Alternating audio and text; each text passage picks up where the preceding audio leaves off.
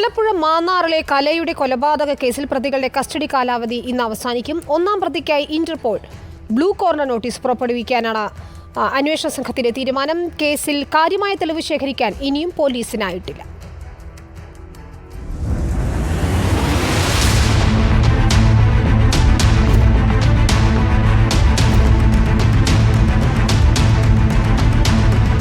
പ്രതികളായ ജിനു, സോമരാജൻ, പ്രമോദ് എന്നിവരുടെ കസ്റ്റഡി കാലാവധിയാണ് ഇന്ന് അവസാനിക്കുക.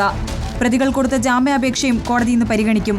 ഒന്നാം പ്രതി അനിലിനെ ഇസ്രായേലിൽ നിന്ന് നാട്ടിലെത്തിച്ച ശേഷം ഒന്നിച്ച് തെളിവെടുപ്പ് നടത്തിയാൽ മതിയെന്ന തീരുമാനത്തിലാണ് അന്വേഷണ സംഘം. അതിനാൽ പ്രതികളുടെ കസ്റ്റഡി കാലാവധി നീട്ടി നൽകണമെന്നാവശ്യപ്പെട്ട് ഇന്ന് ചെങ്ങന്നൂർ കോടതിയിൽ അപേക്ഷ നൽകും.